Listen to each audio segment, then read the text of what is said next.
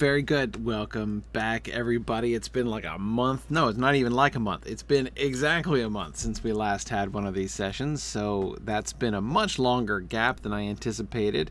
Made especially interesting, those of you who watch Exploring the Lord of the Rings as well. I was not available last night. I was already asleep by class time. I caught this nasty stomach bug from one of my children, of course, and was not great yesterday, but feeling much better today. This stomach bug, though nasty, is mercifully brief, so have been recovering relatively well and excited to get back to Malory. We are, of course, in the long home stretch here.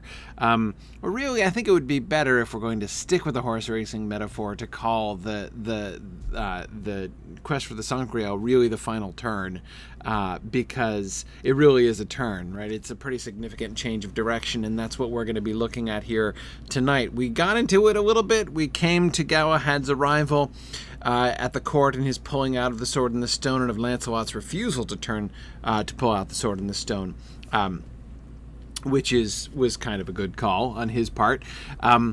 But tonight we're going to be looking at the Grail quest as it is developing, and really begin to get sort of the feel of it and begin to see how vastly things have changed. So anyway, that's what we're going to be talking about here tonight. First, quick announcements, because lots of things coming up. First, I wanted to emphasize we have our next regional moot is happening this month as is. We have here in March on the 23rd, Saturday the 23rd, is Sunshine Moot down near Orlando, Florida. So I hope that I know there are people who are in my normal attendees who are planning to come, which is awesome. If you are anywhere down there in the Central Florida area, I hope that you'll be able to come and join us. It's going to be a great time. I really love these small regional moots. Real opportunity to get to hang out and spend some time with folks. It's really neat. Fun to go to big gatherings, of course, always, and get a chance to meet lots and lots and lots and lots of people. But it's really cool going to the regional events have been so much fun all year long. Really looking forward to getting down to Florida. I'm going to be bringing assistants with me down this time as well. One of my sons is going to come along with me, so that should be pretty cool. Anyway, so really looking forward to Sunshine Moot, and any of you who are planning to come, might want to, so you can respond to the call for presentations. I know that sometimes when people are thinking about presentations at a conference like this, it feels like super formal and everything, and it needn't be. And especially since every conference is different. I mean, every one of our regional moots is really, sort of varies depending on the people who are there and involved. And anyway, it really, as an attendee, you can really help to shape what we do. One of the things that you can do if you're planning to come, if you can, suggest a topic for discussion. Would be really neat. I love open discussions at small moots. So anyway, just encourage people both to come and to get involved. Sunshine Moot is going to be great. And of course, not too far around the corner is Nedermoot, our moot over in the Netherlands, in Leiden, and that's on the 13th of April. That's a little bit further away, but not too much further, and I know at this time of the day, not too many of our European friends are listening live, but when you hear the recording, I hope that you will take note of that, and you will come and register for Nedermoot to help to come join us. That would be really cool there too. Anyway, lots of stuff coming up, and of course, Myth Moot happening this year. Really excited. Had a lot of registrations for Myth Moot coming in over the last week. Looks like we're gonna have a great crowd this year again. Really excited. Saw a few people register that I haven't seen in a few years, so I'm really looking forward to seeing them again. So really excited about that. Anyhow, those are the things, big things that are coming up here in the Signum world, and that's going to be a lot of fun. Actually, one other thing that's coming, it's not as big of a public thing. I'm going to be doing my I'm going to be doing my appearance before the state senate, the state of New Hampshire, next week. Our Senate bill comes up in the legislature next week, so I'm going to be putting on a suit and appearing before Congress here to talk about Signum, which will be fun. Looking forward to that. It's our committee hearing with the Education Committee in the state of New Hampshire. So definitely also, a less boisterously good time than our regional moods, but it should be pretty fun. Anyway, off we go back to the text. We have a lot of Holy Grail material to cover tonight, and as I said, a kind of a whole new world to explore too. So let's get straight into that. Back to Galahad and his arrival in the court. So after he draws the sword out of the stone, not that sword and stone, but the other sword in the stone, remember the one that Merlin set going upstream a ways back, and it just floated, the current sort of released it down to Camelot, just in time to show up at Whitsuntide there for Galahad's arrival. And yes, Arthur, Galahad is the hot prince. That's him. Okay. And anon he lad him to the Siege Perilous, where beside sat Sir Lancelot. And the good man lift up the cloth, and found there the letters that said thus: This is the siege of Sir Galahad the Haut Prince. Sir, said the old knight, wait you well, that place is yours. And then he set him down surely in that siege, and then he said unto the old man, Now may ye, sir, go your way, for well have ye done in that ye were commanded. And recommend me unto my grandsire King Pelles, and unto my lord King Pesher, and say him on my behalf I shall come and see him as soon as ever I may. This is the old knight who came, escorting Galahad to the court. We're not even told who he is. So the good man departed, and there met him 20 noble squires, and so took their horses and went their way. Then all the knights of the Table Round marveled greatly of Sir Galahad, that he durst sit there, and was so tender of age, and wist not from whence he come, but all only God. All they sighed, This is he by whom the Sangreal shall be enchieved, for there sat never none but he there, but he were mischieved. Then Sir Launcelot beheld his son, and had great joy of him. Okay, so Galahad is brought in by his guide, who says, and this place is yours, and they whip off the cloth, right, that is covering the seat to find dust cloth, presumably, to find that his name has now been put. Remember, there was the legend that was put there before, right, which is that this is the Siege Perilous, and nobody shall sit here except the greatest knight of the world, and now it's got his own name on it, right? His own name now appears on the siege, just to make sure, everybody knows that it's his. Everything Galahad does is the fulfillment of destiny, right? I mean, that's clear from the very beginning.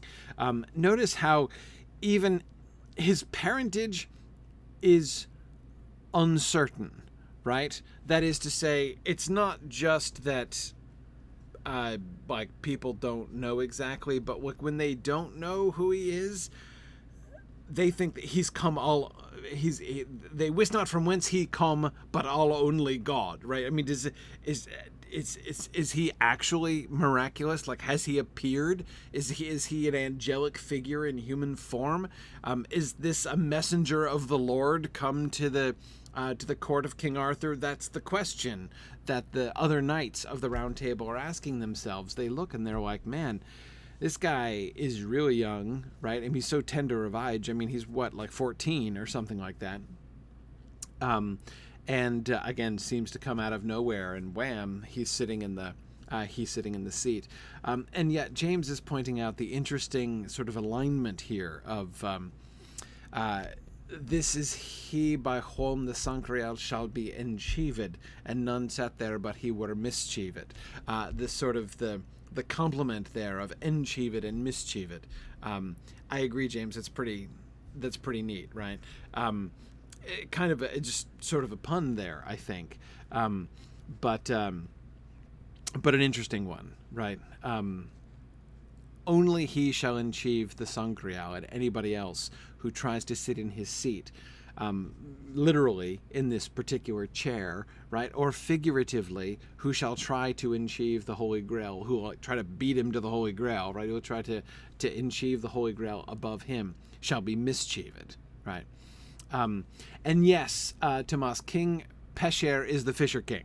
That's what that means. So King Pelles and my lord the King Pesher, who's also in the family, right? So Galahad is like related to him, and he's like, tell grandpops and my great uncle the Fisher King that I'll be there soon.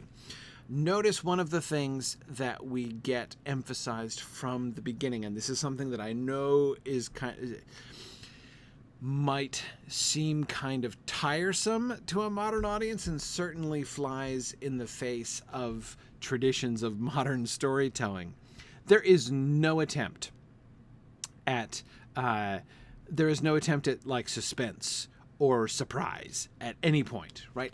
Everyone knows that Galahad is going to achieve the Holy Grail. There's no drama about this. There's no suspense of any kind, right? This whole portion of the story is based upon the fulfillment of that which is promised, right? It is about the consummation. It's not about surprise. Surprise is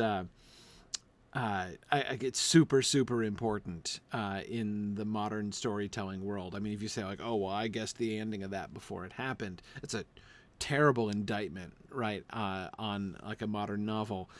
They felt very differently about that in the Middle Ages, and this is the satisfaction, even the sense of pageantry about it. Like that. It's not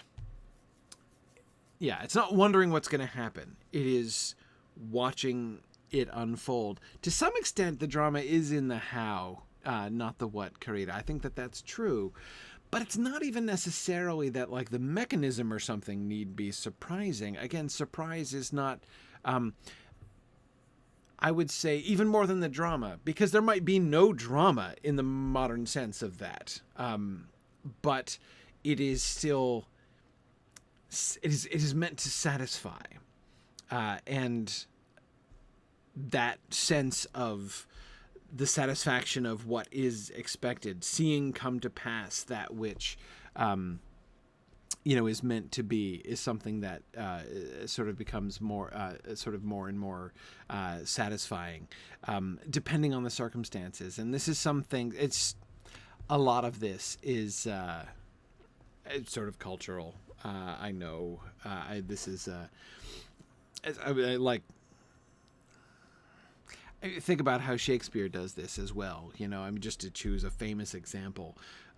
There's only one of Shakespeare's plays that I know of that has like a legitimate twist, like something which I think was actually meant to be a surprise to the audience, and that's The Winter's Tale. Other than that, like. Again, what's going to happen. That's not the point.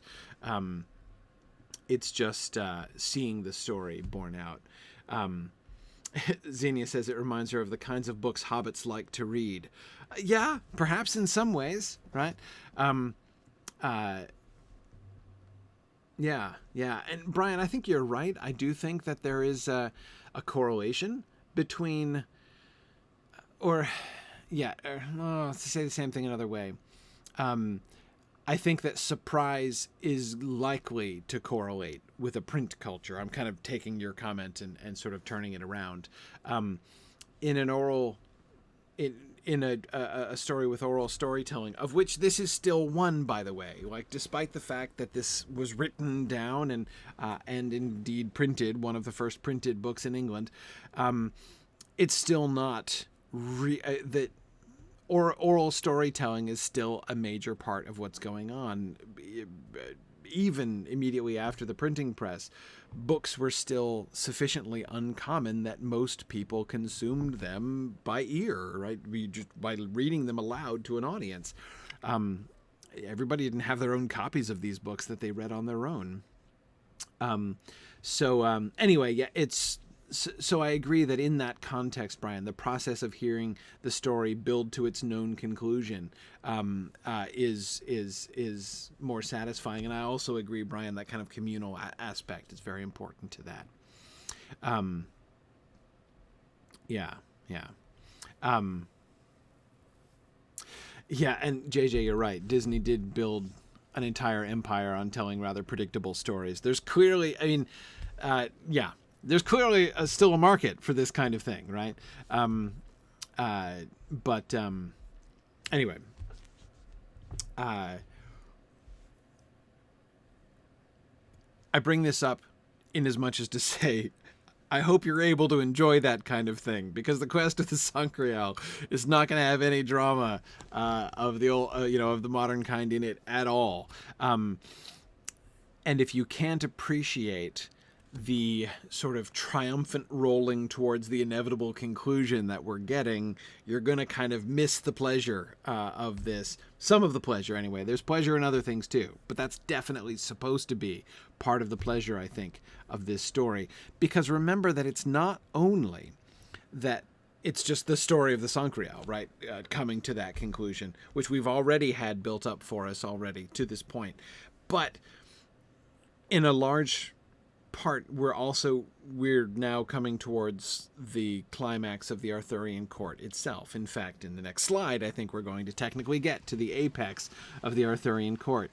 And this is part of what happens in the Quest of the Sangreal is part of that. So the way in which you get, on the one hand, this sort of smaller story, right? The smaller story is Galahad is the perfect knight and he's going to achieve the Sangreal. Like it's not a small thing, but that is one thread, right? What is going to become clearer is what is the impact of that on the whole story? How does this relate to the entire story? Thinking that we're hearing and knowing in advance, right, what's going to happen in the outcome of this one thread, of this one quest. We've had lots of quests, right? Lots of adventures that have happened. And this is another adventure, right? People are out seeking adventure in the adventures of the Sangreal.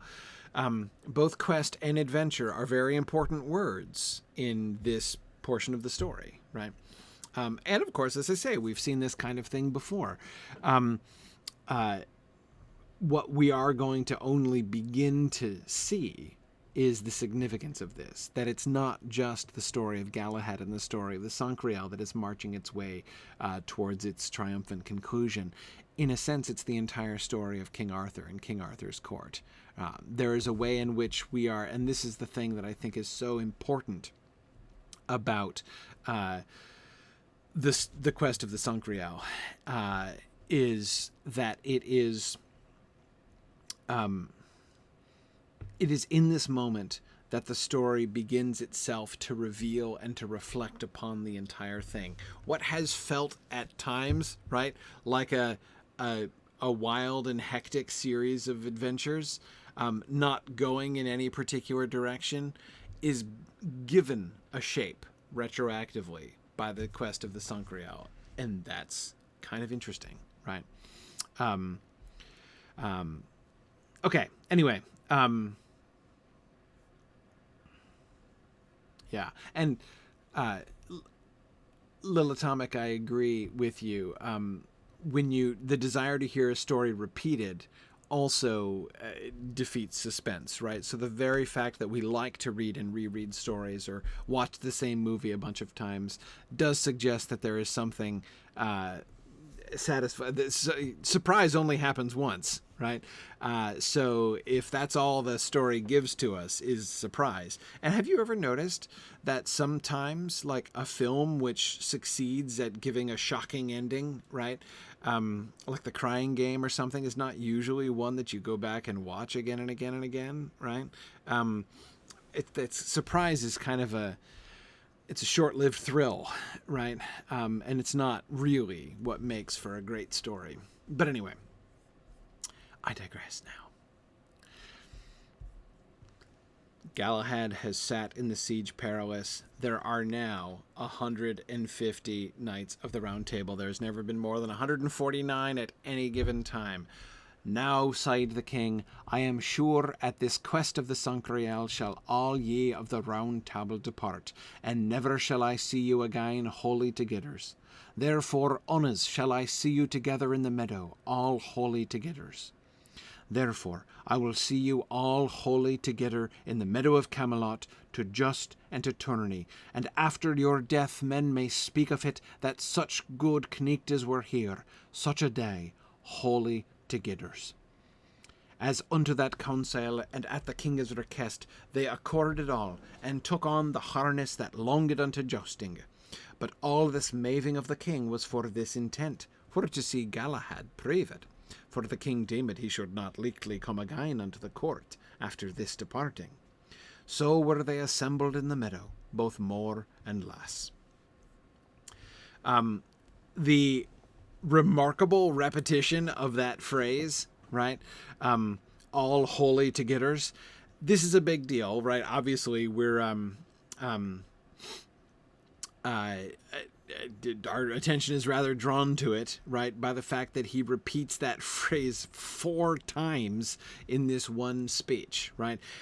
So on the one hand, we can see several things from this, right? One thing that we can see is, of course, this is a huge moment for Arthur, right? Arthur is deeply moved by the fact that his table is completed at last. This is the moment that Merlin was prophesying way back when the Round Table was founded, right? And Merlin was still around. And now that day has finally come to pass. And of course, you will remember, and probably Arthur does too, many of the other much more uncomfortable predictions that Merlin kept going around making at the time. And I think that Arthur has a shrewd sense that the completion of the Round Table is also the beginning of the end of the Round Table, right? And this. Which he states right there at the beginning, right? Never shall I see you again wholly togethers. Now, in part, of course, this is just because he knows Galahad's not going to be around for long, right? Everybody knows Galahad has an appointment, right, to go and achieve the Holy Grail, and then he's probably not coming back from that. The king deemed he's probably not going to come again after this departing. This is like the one day Galahad will ever be at court, and so he will never again have all of the Knights of the Round Table wholly together. But it's not just that, right? It's not just the fact that, the complete set of 150 won't be there again. But again, this is King Arthur at the top of Fortune's wheel. And he has, I think, a shrewd sense of this. Yeah, Torlonial, it's a good way to think about it. He has achieved the Table Round in a way that he hasn't before. And Carrie asks, is Arthur an old man now? Which is a wonderful question. And it's so hard to answer, Carrie, because of the way in which Malory is so unconcerned with chronology.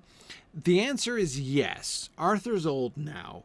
But of course you wouldn't know it. So it's like, on the one hand, Malory keeps playing fast and loose with chronology such that it seems like the dates just absolutely, and I don't mean the dates as in like the 5th century AD dates that he keeps giving, or 4th and 5th century. I mean the number of years that are supposed to have passed, right? Like with Alessandro l'Orphelin, which was a really prominent example of that. Galahad, of course, himself, who seems to have aged 14 years in about 2 years.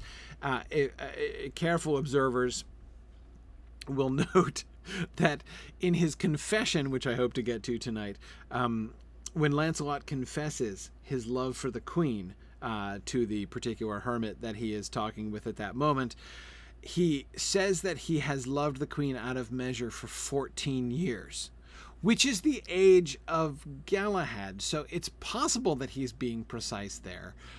But anyway, we'll come back to that. But he's been in love with the queen for quite a bit longer than that, presumably. But how long and who knows? So some of it, again, is just that Malory is totally uninterested, it seems, in continuity of chronology.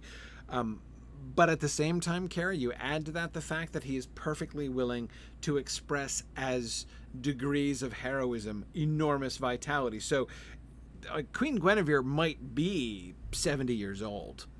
Who knows, right? But it doesn't matter because she's Guinevere and still the most beautiful woman in the world, right?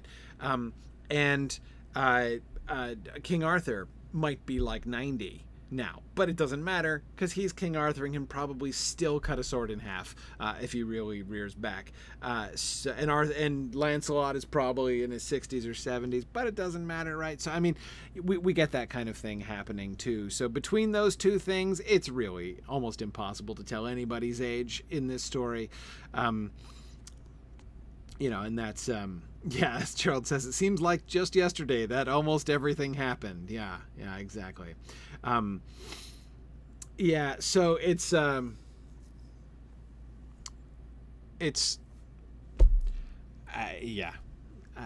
just something that we have to try not to worry about, I think.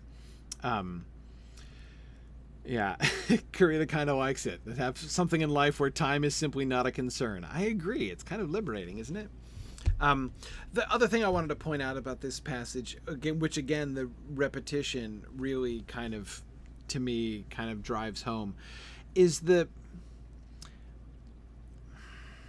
pun here, right? The play on words, which I'm drawing out in my subtitle there, and the sort of tension that underlies that play on words, right? They are all wholly, W-H-O-L-L-Y in modern spelling, right? They are all entirely together is what that phrase means, and that is clearly the primary sense of that phrase. But in the context of the Holy Grail, you can't really overlook entirely the secondary meaning of wholly together's, as of course the problem is that they're trying to be all holy together's. Right, they're all setting out to seek for the Holy Grail.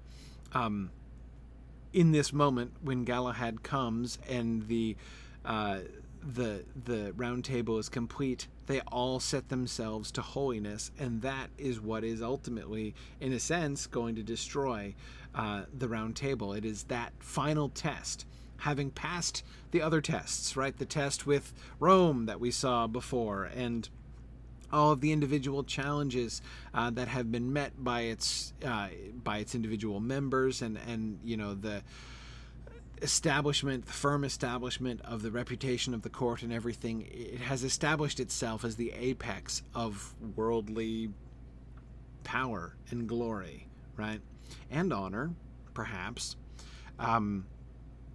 Now, they are going to attempt to be all holy together. And that's where they will be really tested. And that's the test at which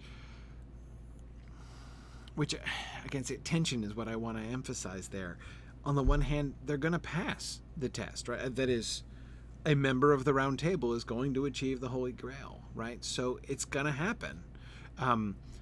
But in doing so, it's going to shatter the Round Table. The Round Table will never really recover from this, because so many of them are going to be found wanting, and many of them are going to die in the course of this quest. It will be almost like a Pyrrhic victory, Tarlonio, almost. And Thun the king and all the Estates went home unto Camelot, and so went unto evensong to the great monaster, and so after upon that to supper, and every knight set in his own place as they were toforehand. Then anon they heard cracking and crying of thunder, that him thought the palace should all to drive, and in the midst of the blast entered a sunbeam, more clear by 7 times than ever they saw die, and all they were elected of the grace of the Holy Ghost. Then began every knight to behold other, and either saw other, by their seeming, fairer than ever they were before. Not for than there was no knight that might spake on word a great while, and so they looked every man on other as they had been dumb. Than entered into the hall the Holy Grail, covered with wheat samite, but there was none that meeked see it, nother home that bar it. And there was all the hall full filled with good odours, and every knecht had such meates and drinkes as he best loved in this world. And when the Holy Grail had been borne through the hall, then the holy vessel departed suddenly, that they wist not where it become. Then had they all breath to speak, and then the king yielded thankings to God of his good grace that he had sent them. Okay. This is, I said the last time, was the apex of the court. This might be it too, right? The two together, all holy together, right? Their tournament, a little spontaneous tournament there, right? Him putting them all out on the field and having them all joust together. So the display of their chivalry first, and now the blessing, right? As the Holy Grail comes among them, and all 150 of them sitting around the round table, all of them fed by the Holy Grail, the light of the Holy Ghost coming upon all of them. Notice how they themselves are changed by this, right? By their seeming, each saw the other fairer than ever they were before.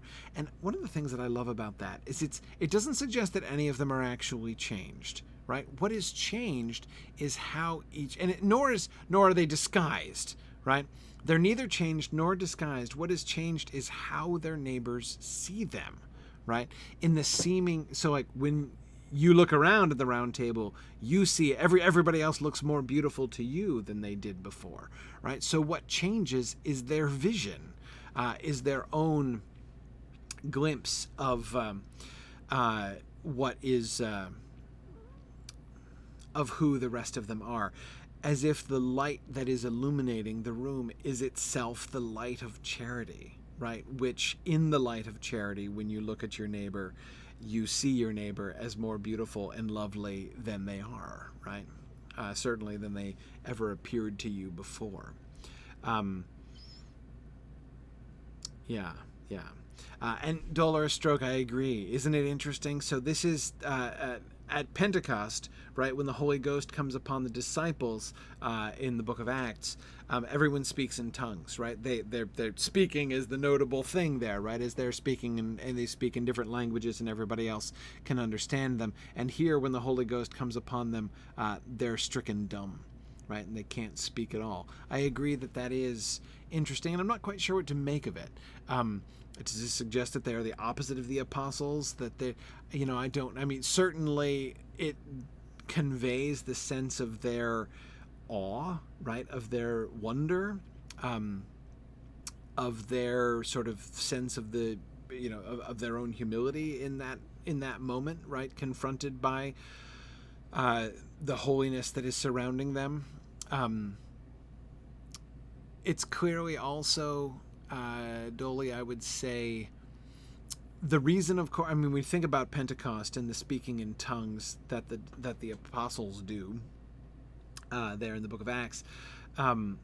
This is an expression of the mission of the apostles, right? The Holy Ghost descends upon them not like for fun, right, or for no reason. It descends upon them for a purpose, which is to infuse in them the Spirit to speak, right?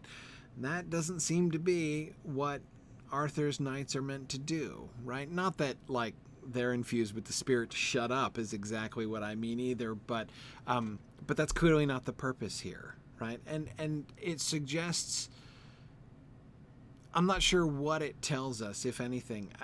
I would tend to think that when we're the sort of, if we're seeing inspiration here, obviously it's not inspiring them to speak. I think the inspiration that we see is in that perception, right?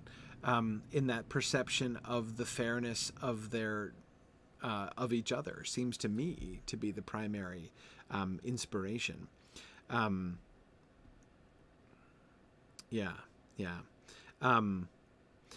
more of a visions thing than a speech thing. Exactly.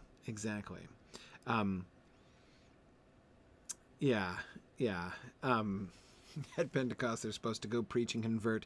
Here, they're going to seek and to see. Yeah, exactly. That's definitely along the lines that I'm thinking of there, Dolly. Yeah. Good. Yeah, Gerald is thinking along similar lines, that the knights are themselves out to seek and to see. And remember how important that is. Notice how even here, nobody can see either the Grail or who bears the Grail. There are variations among that in other appearances of the Grail that we've seen, but like, to what extent can you see the Grail and can you actually see the person holding it is kind of an indicator, right? That's a fairly reliable indicator of, you know, how close you are on the path to achieving the Grail. What you are vouchsafed to see is clearly an important element of the quest for the Holy Grail. So I really think that we're onto something there. Now,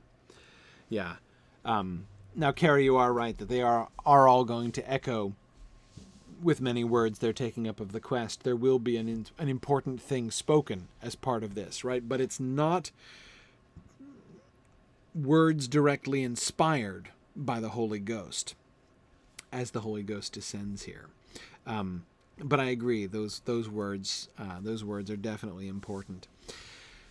Notice again, we've seen this before. The three things which so often go together with the Holy Grail. One, the light, right? The shining of the light, which is taken to be sort of a symbol of and kind of almost an attribute of the coming of the Holy Ghost, the light that enters like a sunbeam. But also, of course, the good odors and the meats and drinks, right? That one of the experiences of having the Holy Grail come is to be filled, not only in spirit, but in body. The association of good odors with the Holy Grail, and remember, not just with the Holy odor is... there have been several times when we've seen smells correlating with spiritual states, right? Remember that knight, the Paynim knight who was killed by Sir Palomides, whose corpse immediately stank and putrefied instantly. Remember, again, the other times that delicious odors have accompanied the Holy Grail.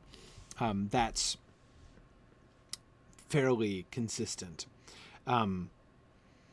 Yeah, and yeah, Bruce, this is in a sense a prevision of the feast in heaven. Yes, that like to be sitting at the master's table, that does seem to be the kind of thing that is being suggested by the feasting. And it's interesting to me.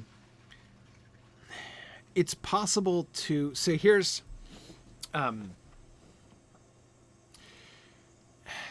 This might seem kind of roundabout. I've heard medievalists talk about the quest for the Holy Grail stuff and talk about how this is a lot of what goes on here in the quest for the Holy Grail stuff just kind of reflects the weird obsession that, like some of the weird hang-ups that the medieval church had about sex. Now, I'm not saying that the medieval church doesn't... by which, of course, I mean all the emphasis on virginity. That is, of course, very strongly placed during the quest for the Holy Grail. And I'm not trying to say that that's not relevant to the quest for the Holy Grail, and I'm not trying to say that the medieval church did not have some strange hang-ups about sex. But what I am saying is I do think... I've always thought that that was a misunderstanding. As I've tried to express before, the thing about virginity is... you can say that they thought too much of it or made an idol out of it or whatever you want, but it's a different thing to say that they really valued virginity than to say that they had hang-ups about sex. I know they're related, but it's not exactly the same thing.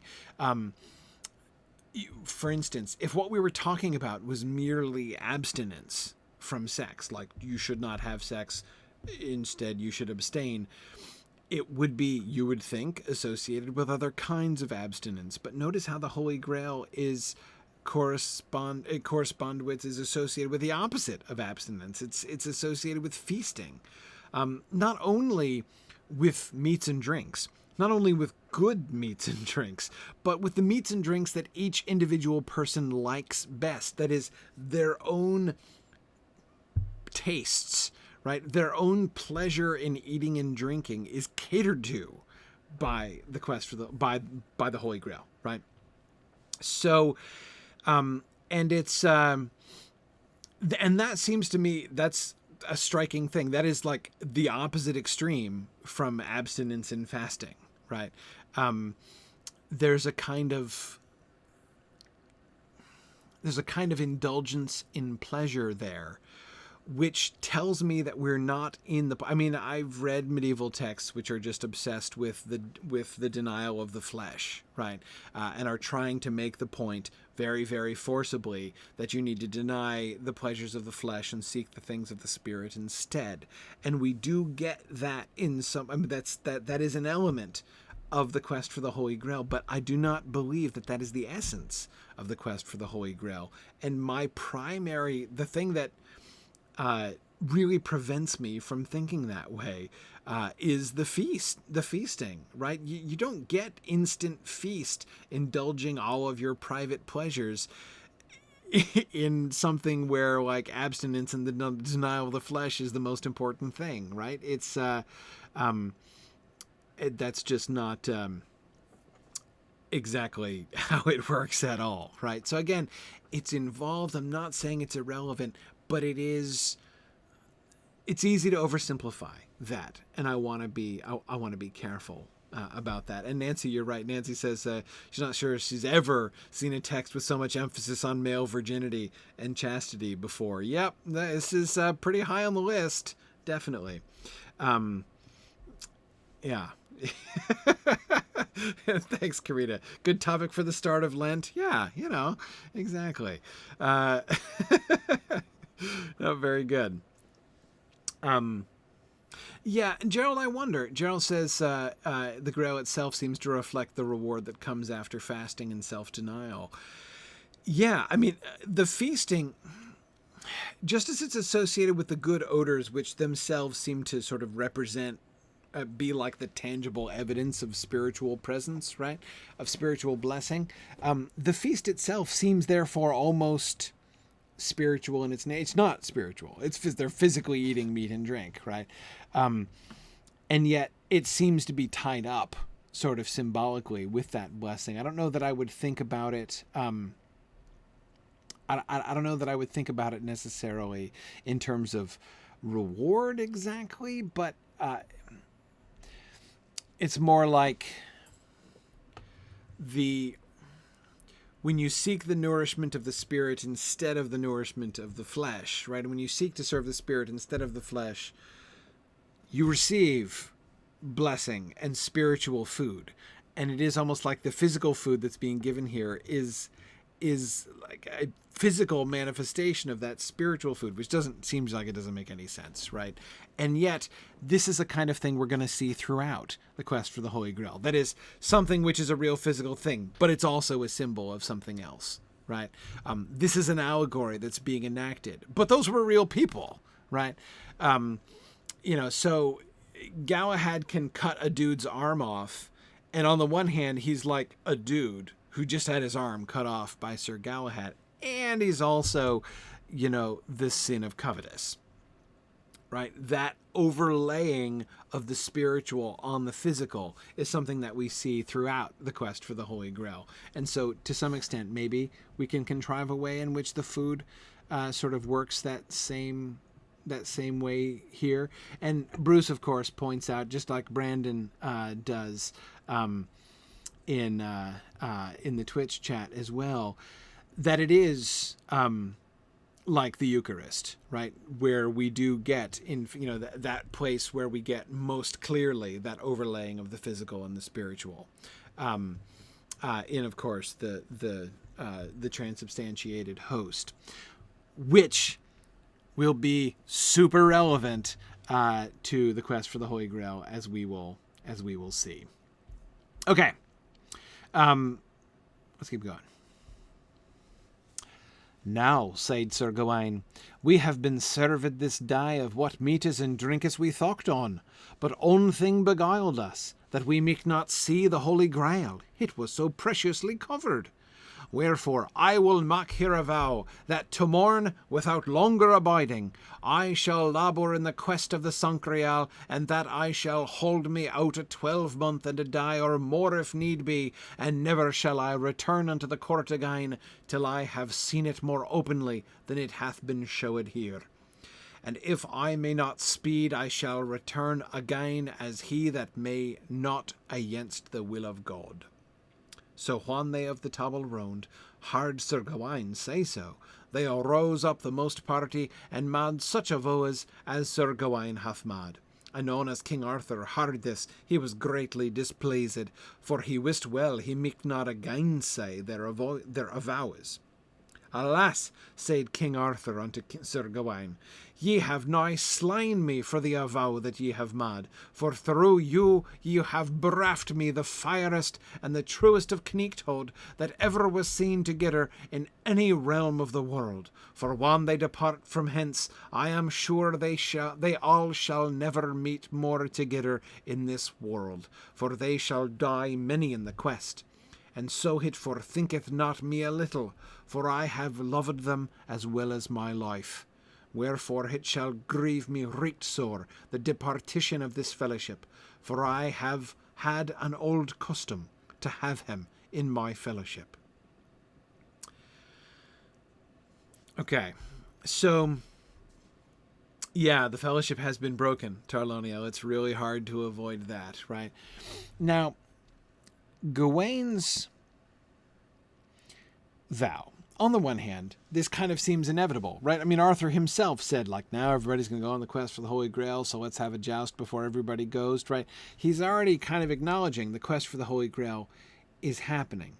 But, exactly, so several of you, Devora, and Carita and Bruce are all saying, wait, hang on, what's going on here? Bruce is saying, why Gawain of all people, right? That just seems wrong. You know, Devora is asking, is this just a selfish vow? Okay, so a couple things here. First of all, when Arthur was saying, I know that you're going to set off on the quest for the Holy Grail, so let's have a tournament first, he didn't think that all of them were going, right?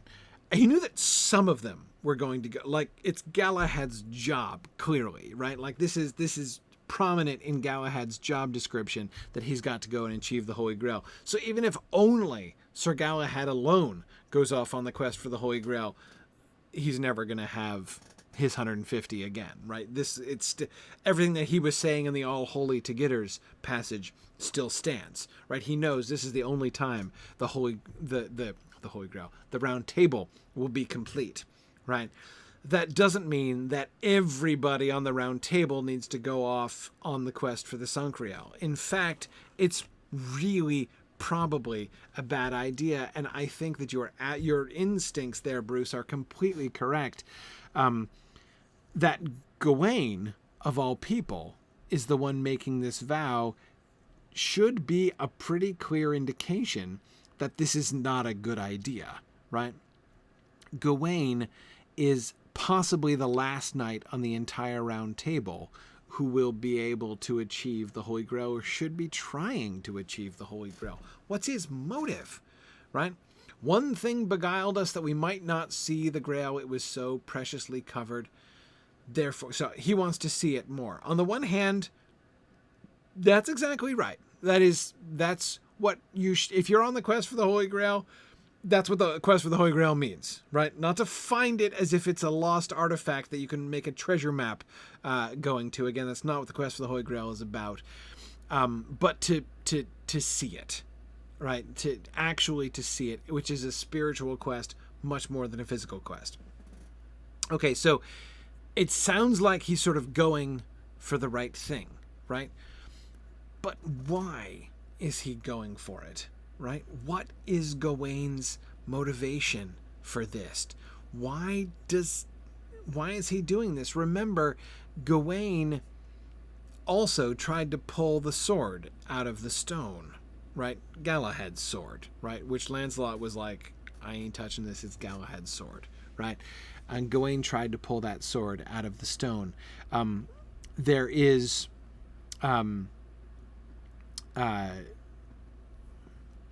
Yeah, Devora thinks it kind of sounds like he's sort of throwing a tantrum, being like, I didn't get to see it. I'm not going to give up till I get to see it. Yeah, and Bruce, I agree, he probably saw it less than anybody else in the room. I think, and I believe that events will prove this to be correct, that it is primarily pride which is informing Gawain's decision to do this here. But here's the thing. And this is the thing that is so important for this whole section, right? Yes, it's pride, but remember we've had this conversation before, right? Haven't we had this conversation before where we're like, hey, isn't Lancelot being arrogant here? And isn't this kind of pride in yourself a bad thing from a Christian moral standpoint, right? And we've kind of talked about that a little bit, and we're like, yes, well, like the whole winning worship thing, which seems kind of uncomfortable, like, isn't that a contradiction of Christian humility? To which my answer has been, yeah, but no, right? It seems to be, by the moral code that is being set out, I've been trying to argue that we don't see that kind of thing condemned. Yes, you can be overweening, it's not that the excess of pride is not possible, right? But in general, setting out to accomplish a great thing in order to win worship for your name has been totally legit, right? Everybody does it, and it's not just like a sin that everybody commits so you don't really notice. Like, it has seemed to be pretty much okay, right? We've seen really nothing in the text to suggest that it wasn't okay. Like, this has not been a thing that has set Gawain apart, right? What has set Gawain apart is that he's a murderer and he's vengeful and spiteful. The fact that he's going to seek glory for himself, setting out to achieve this glorious thing, that's normal, and you can tell how normal it is because everybody else says they're gonna do it too, right? That's not only normal but kind of expected from Arthur's knights, right? But in this world,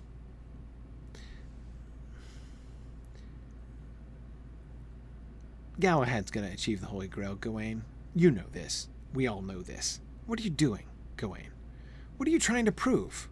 Do you think by effort, by like going out and proving how awesome you are at what, even like fighting, I guess, you're pretty good at fighting, B+ probably, you're gonna make God show you the Holy Grail more, right? It's just not. There is, I think, a discordant note here. And the fact that it's Gawain saying it is, I think, our clearest signal that this is discordant. And that's what's so interesting to me about this, is that if Lancelot said exactly the same thing, it wouldn't sound so bad, right? It wouldn't sound fishy. When Gawain says it, it sounds super fishy, right? Like, okay, this really, there has to be something wrong here. And you get the clear sense that he's not setting out on this in the right spirit. And what's more, I don't think he really gets what's going on here, as indeed we'll see. Yeah, and Carrie, I agree. To Arthur, I do think it's the vow to not come home again that hurt. Though notice how Gawain does leave himself an out clause.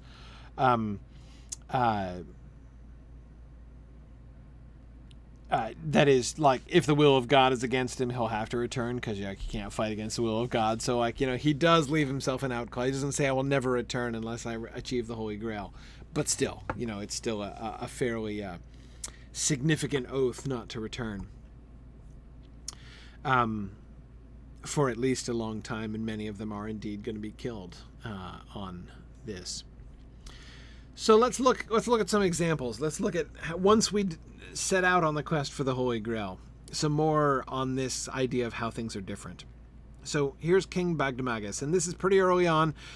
Sir Galahad, remember, he shows up with no spear and no sword, just an empty scabbard, right? Because his sword is waiting for him, sticking in the stone, and he still doesn't have a shield, right? How he jousts on the field in front of Camelot without a shield, I am not 100% sure, but he appears to be doing it because he's the best knight in the world who needs a shield. But he doesn't have one, and I guess wants one anyway, to accessorize, presumably. And so Bagdemagus and there's somebody else there with them. I forget who the third one is, but Galahad and Bagdemagus are both there, and they find this shield, right? And they're told the whole story about this shield, and it's this special magic shield clearly destined for Galahad and the best knight in the world, who just shows up, right? You're standing there being like, oh, what's the story of this white shield? And you're told the story, and it is set aside for the greatest knight in the in the history of the world to come. And then Galahad walks in with he's like, I don't have a shield, right? And so you're Bagdemagus. What do you do, right? So here's what Bagdemagus does. Then King Bagdemagus took with him a good squire. So he takes the shield. He's like, I'm going to take it, even though I know I've been told that if I'm not the greatest knight in the world and I take the shield, I'm gonna be mischieved. And I'm really pretty sure I'm not the best knight in the world, right? I'm not totally self-delusional on that point. But to back down would be cowardly, right? Not to take the adventure that will come is not the thing, right? So I'm going to do it anyway. So he sets off. Took with him a good squire to bring tidings unto Sir Galahad how he sped. Then they rode 12 mile and come to a fair valley before an hermitage. And then they saw a knecht come from that parties in white armour, horse and all. And he come as fast as his horse might ren, and his spear at his rest. Then Sir Bagdemagus dressed his spear against him. Now this is all sounding like stuff that we've seen before, right? And brak it upon the white knecht. But the other stroke him so hard that he brast the miles, and thrust him through the right shoulder, for the shield covered him not, as at that time. And so he bar him from his horse, and therewith he alicht, and took his wheat shield from him, sighing, Knecht, thou hast done thyself great folly, for this shield ought not to be borne, but by him that shall have no peer that liveth. He's like, which part of that did you not understand, Sir Bagdemagus? And then he come to Bagdemagus' squire, and bade him bear this shield to the good knecht Sir Galahad, that thou left in the abbey, and greet him well by me. Sir, said the squire, what is your name? Tak thou none heed of my name, said the knecht, for it is not for thee to know, nother none earthly man. No, fire sir, said the squire, at the reverence of Jesu Christ, tell me, by what cause this shield may not be borne, but if the bearer thereof be mischieved? Now, sin thou hast conjured me, said the knecht, this shield behoveth unto no man, but unto Sir Galahad. Can I spell that out any more clearly?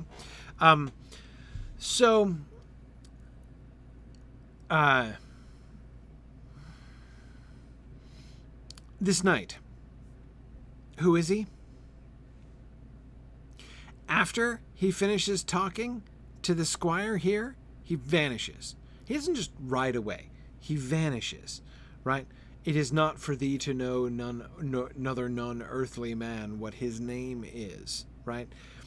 This is clearly like an angelic messenger who has descended in the form of a knight just to skewer King Bagdemagus' shoulder, right? In order to correct this is what will happen. So it's not like bad stuff might happen to you later on, or you might meet somebody who is bigger than you and is going to kick your butt. No, like an angel is going to come and skewer you is what will happen if you take this. It's a different world. Again, King Bagdemagus has acted the way that Arthurian knights are supposed to act, the way that Knights of the Round Table have always done, right? You take the adventure that comes. You don't back down from adventures just because you think you might get hurt, right? That would be cowardly. You'd face them and take the adventure, whatever it might be. And yet it's clear King Bagdemagus was wrong to do that, and like stupid wrong, right? I mean, this was great folly for him to do. It's like, Galahad was right there. This is obviously Galahad's shield. What are you doing, King Bagdemagus? Right? You weren't even deluding yourself that this shield was meant for you, right? It doesn't work that way. Your job was not to be like, I shall not back down from a challenge because I am afraid. No, your job was to be like, I am not worthy of this shield. Galahad is. This is Galahad's shield and Galahad's quest. I'm going to leave the shield to Galahad, right? That was clearly the right thing to have done under the circumstances, which would not have been the case. You know that if Sir Tristram had come across a shield, 150 pages ago, if Sir Tristram had come across a shield that said only the greatest knight in the world could, there's a chance that he might have been like, oh, well, Lancelot's the greatest knight in the world, so, I wouldn't like to do that, would be an insult to Lancelot. But probably not. He probably would have taken it, right? He's not going to back down from something like that. Yeah, Devora, I agree. It does make me too think of Jacob wrestling with God and asking his name.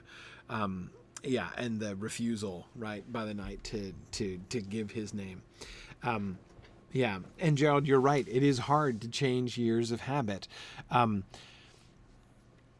the one hand, it's easy to make jokes about it and be like, none of the Knights of the Round Table seem to have gotten the memo, but there was no memo, right? And it's much more severe than that. Everything has changed. The old rules don't apply anymore. It is a very different thing to establish earthly supremacy and earthly honor. To go from there to seeking holiness, you're playing a different game and the rules are different. And again, they don't seem to be, they don't seem to get it. Well, Bagdemagus gets it now. And here's the kind of adventure that you're likely to come across in the quest for the Holy Grail. Standard day in the quest for the Holy Grail, not like what used to happen very often. This is Galahad doing the acting here. Now, said the good man, go to the tomb and lift it up. And so he did, and heard a great noise, and piteously he sighed that all men might hear, Sir Galahad, the servant of Jesu Christ, come thou not nigh me, for thou shalt mak me go again there where I have been so long. But Sir Galahad was nothing afeard, but heave up the stone, and there come out a foul smoke, and after that he saw the foulest figure leap thereout that ever he saw in the likeness of a man. And then he blissed him, and wist well, that is, blissed himself, and wist well it was a fiend. Then heard he a voice say, Sir Galahad, I see there environ about thee so many angels that my power may not dare thee. Right so Sir Galahad saw a body all armed lie in that tomb, and beside him a sword. Now, fair brother, said Sir Galahad, let remove this body, for he is not worthy to lie within this churchyard, for he was a false Christian man. So, there's a demon, right, living in this tomb, and of course, many of you will be remembering the quotation, the near quotation, right? What this demon says to Galahad is very like what the legion of demons living in the pigs, or who are soon to be cast in the pigs, right? Who are in the demoniac and cast into the pigs by Jesus say, right? These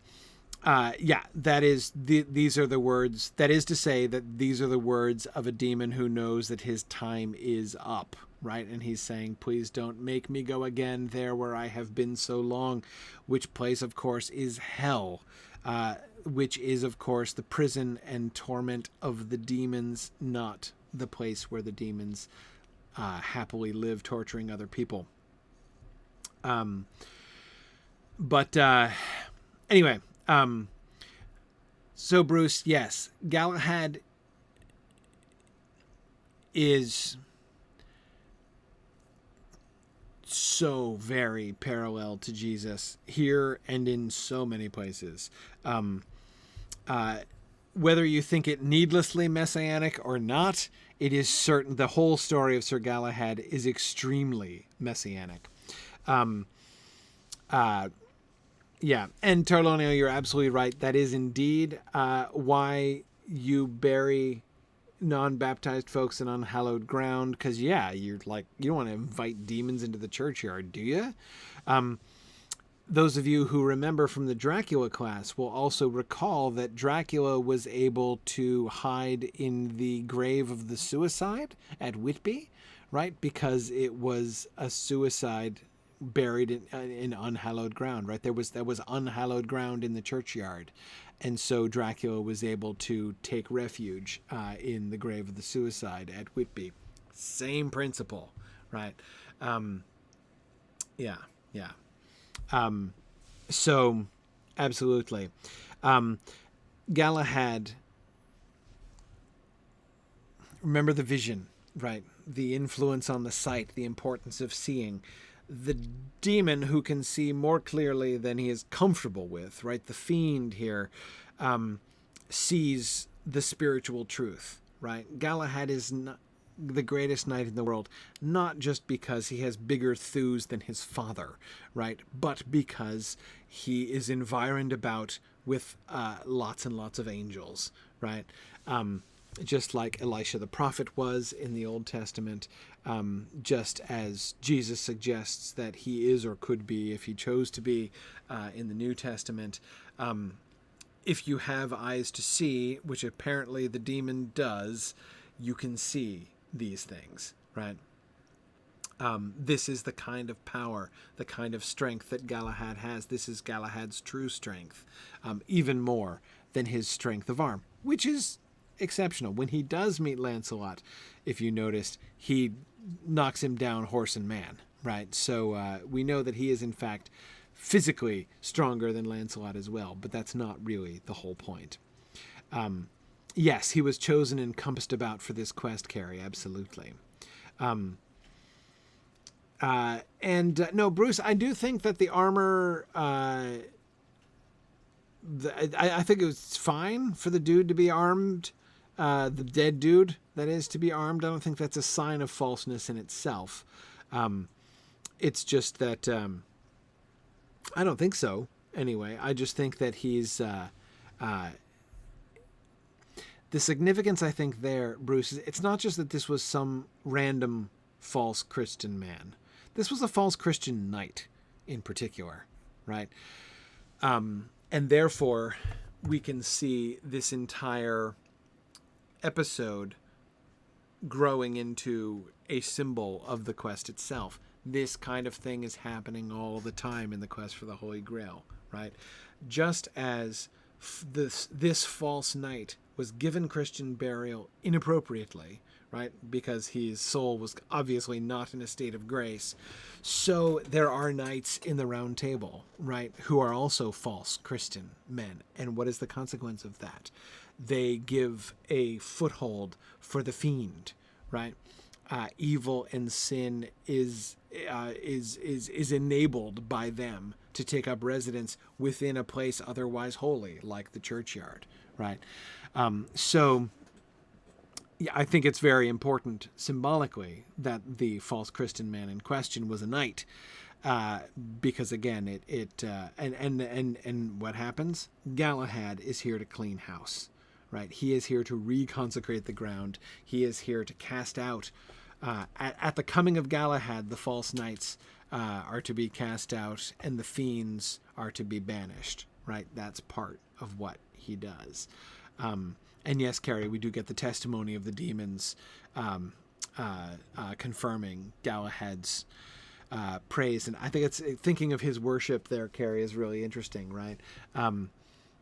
He does not worry about his earthly worship. He doesn't think about his reputation, right? But we can see that Galahad has worship in spades of a different kind, right? Even the demons recognize him and know, and the angels obviously gather around him and know.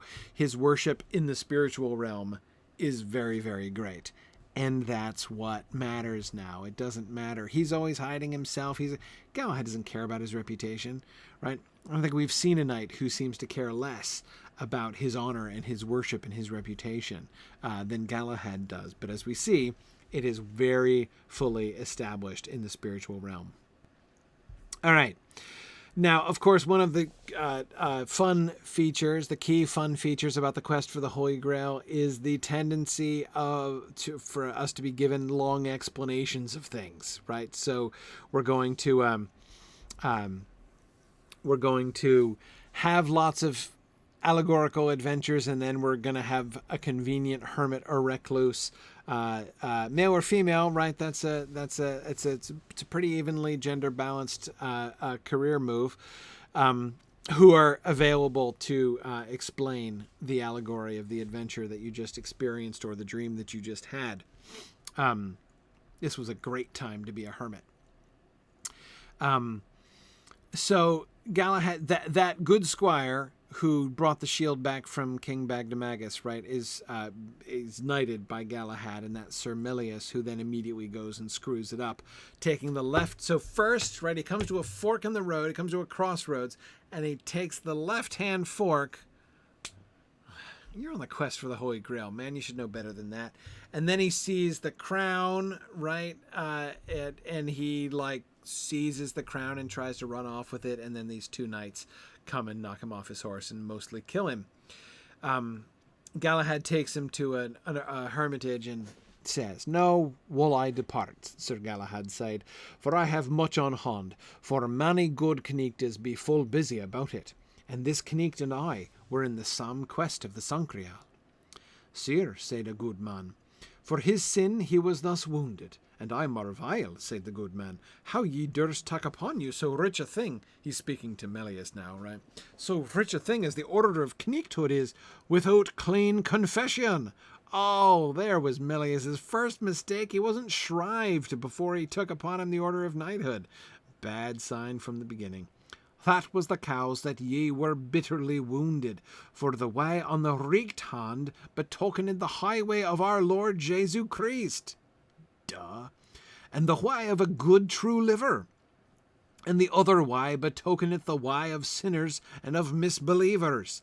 There was a perfectly good flag right there. It was like a signpost that spelled this out for you, Sir Milius. "And when the devil saw your pride and your presumption for to take you to the quest of the Sangreal, and thought mad you to be overthrown, for it may not be achieved but by virtuous living." Also, the writing on the cross was a signification of heavenly deeds, and of knightly deeds in God's workes, and no knightly deeds in worldly workes, and pride is head of every sin. That caused this knight to depart from Sir Galahad, and where thou took the crown of gold thou did sin in covetous and in theft. All this was no knightly deeds. And so Sir Galahad, the holy knight which fought with the twa knightes, the twa knightes signifieth the twa deadly sinnes which were holy in this knight, Sir Milius, and they meek not withstand you, for ye are without deadly sin. Okay. So, yeah.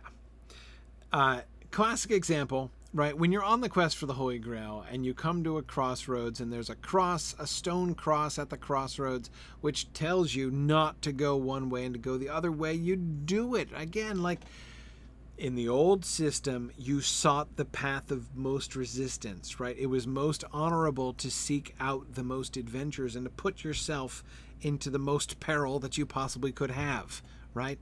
That's not how it works anymore. When it says you're supposed to go this way, you should go that way, right? And then, of course, he immediately exacerbates it by the stealing of the crown, which was a pretty obvious bad move. And so he's then taken down by two knights who simultaneously represent the sins of pride and covetous. Which also, of course, you can see map clearly onto the quest of the Sangreal himself, the quest of the Sangreal, which he did not take upon himself rightly, right? Why did he do it? He did it for pride. He took on himself the order of knighthood without clean confession. Now, look, Sir Milius seems like a good dude, right? I mean, he was charming. He seemed cute and like not wicked. He was not like a Sir Gawain wannabe or something. I mean, he seemed like a good-hearted young lad and the kind of kid who might have really thriven back in the old system, right? But he does everything wrong from the very beginning. And again, I can't help but think back to Sir Gawain and Sir Gawain's oath, right? Covetous and pride. Covetous and pride are the two things that are identified as the sins that Milius did wrong. This guy who wrongly entered into the quest of the Sangfrau and had really no business being there. Covetous and pride, right? Those are the two things that seem to be driving Gawain as well, right? Pride in himself, covetous of honor, covetous of glory. Again, back in the old days, that wasn't a bad thing. Now it's a bad thing. Carrie, exactly. Choose the right-hand path, the light, and people are dressed in white. I agree. It shouldn't take that long, right? It's not a difficult code.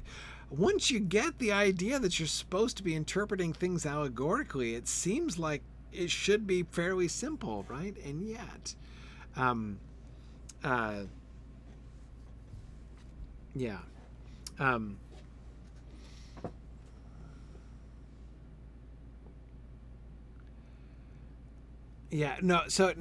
Nancy's right. Nancy is saying that we have to be fair here. The decisions that the knights make, they generally have to make before they get an explanation of what is going on here, which is true. And it's true that the symbols aren't always consistent, and that even sometimes the holy men who explain them to you might be a fake holy man who's actually a demon trying to lure you to your destruction. All of that is perfectly true. But you see, it's not a riddle, right?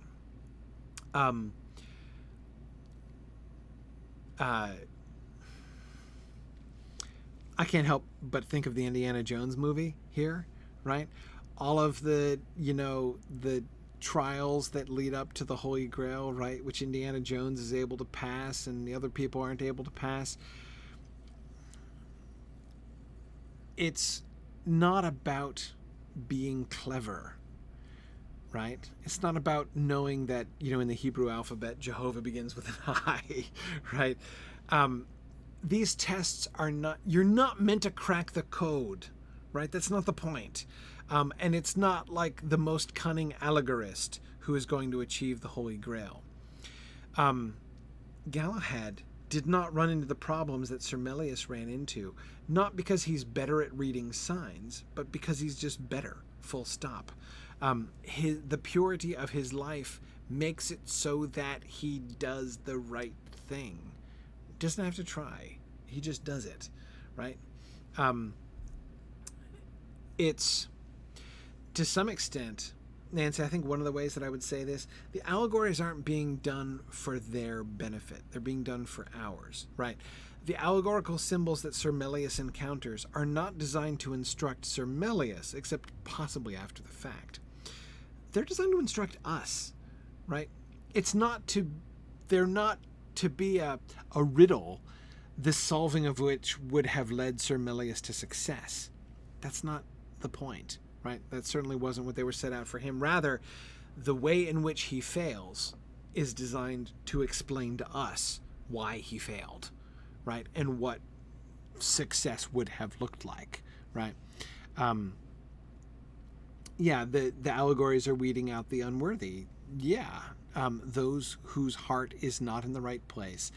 They demonstrate to us, the readers especially, the extent and manner in which their hearts are not in the right place. It is a test that you can pass, but again, it's a test that you can pass, but it's not a test that you can study for, It's just the way that it is. JJ, that's a really interesting parallel that I hadn't really thought of before, like Jesus speaking in parables.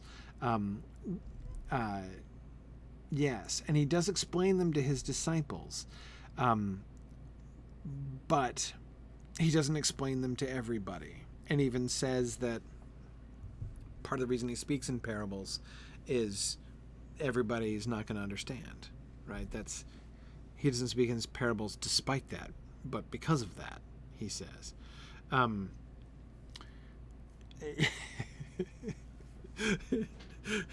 Yeah, Doris Stroke, I like that. He's suggesting a GPS directional system, like Sir Galahad's GPS directional system.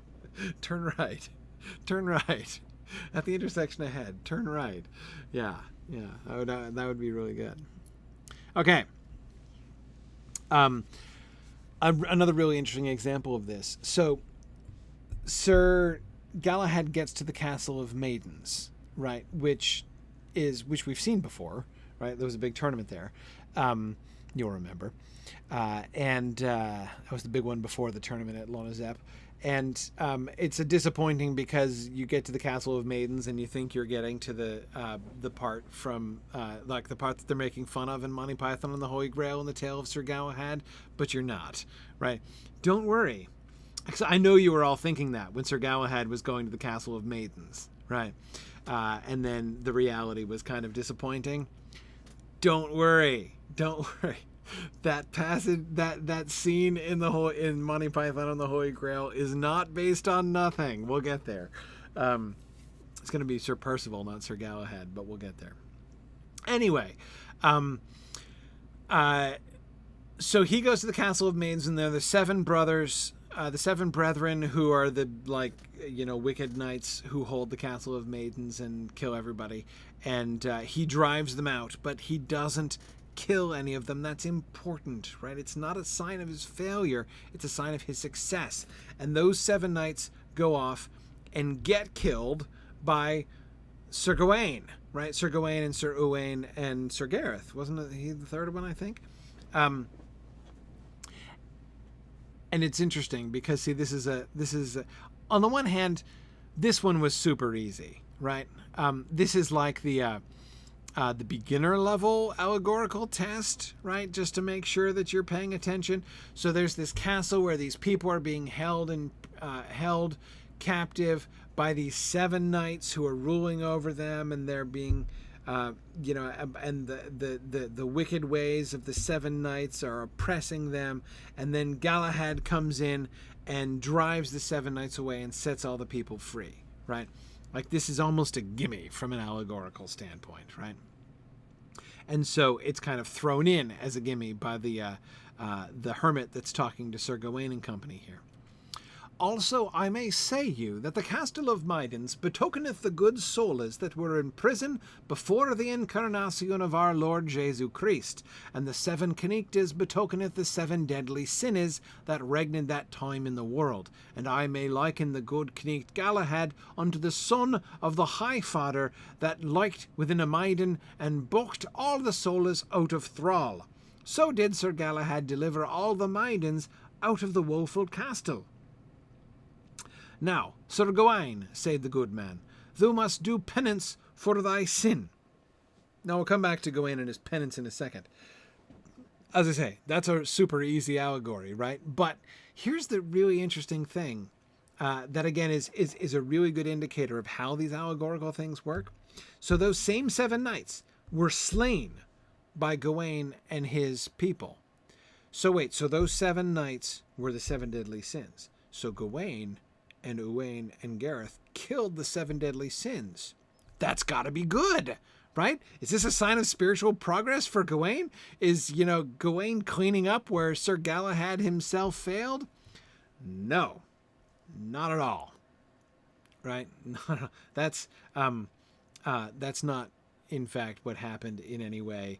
That was wrong for them, right? It was a sign, rather, of their wickedness. In comparison, killing folks is bad, and the good knights in the quest for the Holy Grail don't kill people.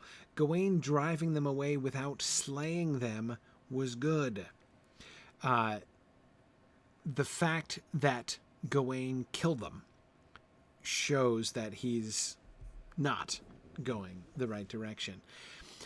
And remember the whole was it murder or was it manslaughter question, which has come back again and again ever since the story of Sir Balin and his disagreement with the old lady of the lake, right, which ended in her decapitation rather suddenly.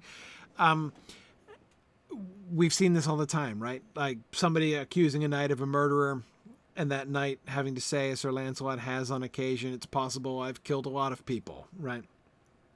But I didn't mean it. As we've said, knighthood is a contact sport, and things like this happen all the time. And there's a big difference between killing a knight in battle and murdering a knight like Gawain did with Lamorak. But,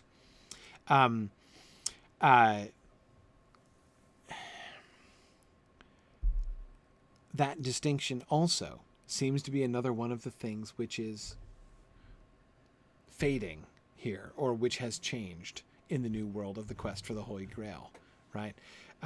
There's no indication that Gawain, Gareth, and Owain teamed up on and murdered these 7 knights. They beat them 3-on-7, right? So it's not that it was a dishonorable murder on their part, but the fact that they killed them is a bad sign.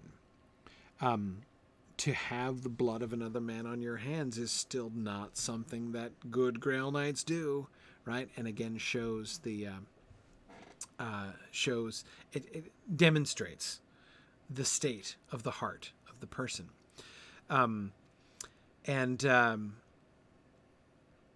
Now, Gerald, I would not say that not understanding allegory is a sin. It's not that. Because again, this is not about interpretation. This is not about he who is the most skilled interpreter of the allegory is the most righteous. No, it's just that the one who is the most righteous is going to wind his way through so that the hermit later on will explain how he did all the right things. Again, the allegory, there's a reason all this stuff is always explained after the fact, right? And you don't see any of the knights pulling out their travel guide, like a knight's guide to allegory, Holy Grail edition. Like nobody does that. Nobody even attempts to do allegorical interpretation on the fly, right? It's just, if your heart is in the right place, you're going to do the right thing, and it's going to get explained to us afterwards. We are the ones who are the beneficiaries of the allegory. But Nancy, I agree. Now that I've said that, somebody absolutely does need to publish that. That should totally exist. Yeah. Okay. Anyway. Dolly, that leaked within a maiden. That leaked means alights, like a bird perches or leets, like it would leet upon a branch, right? When it comes to rest on a branch. Just so the Son, the second person of the Trinity, descended into the Virgin Mary, and alights upon her, alights within her, right? It is a reference to the virgin birth there, and the divinity of Jesus. So notice, Galahad is not just being paralleled to Jesus of Nazareth, like the incarnate Christ. He's being paralleled directly to the second person of the Trinity, right? I know they're the same thing, but you can emphasize things in different ways, right? You can emphasize Jesus' godhood or his humanity. His godhood is being very strongly emphasized in that particular expression there. Yeah. Okay. Yeah, good. Okay. Anyway, back to Gawain here. Now, Sir Gawain, said the good man, thou must do penance for thy sin. Sir, what penance shall I do? Such as I will give thee, said the good man. Nay, said Sir Gawain, I may do no penance, for we knights adventurous many times suffer great woe and pine. Well, said the good man, and then he held his peace. And on the morn then Sir Gawain departed from the hermit and betook him unto God. And by adventure he met with Sir Aglavale and Sir Griflet, 12 knights of the Round Table, and so they 3 rode 4 days without finding of any adventure. And at the 5th day they departed, and Everich held as fell them by adventure. Okay. I love Ed. Too Old Not To. I think that on Twitch, that's a wonderful synopsis. He paraphrases Gawain's answer as, "Don't bother me with penance. I put up with enough as it is." Yeah. Okay, so if you think that the woe and pain that you encounter during the normal life of an adventurous knight should basically count as penance, right? If somebody says you need to do penance for your sin and you're like, man, I already suffer a lot, I think that should count. It's just possible that your heart is not in the right place, right? This is exactly, Karita. Not all suffering is penance. The point of penance is not merely to endure pain for no reason, like randomly, right? You need to be repenting for your sin. Repentance is the important thing. Penance is the way you show that you mean it, right? That's the point of penance. And this is not at all what we're seeing here. So these hardships that you experience for the sake of your own glory and reputation, right? That's almost, you could say, the opposite of penance. And JJ, I agree. When somebody is, when the holy man is going to give you penance, nay is not, in fact, usually the best answer.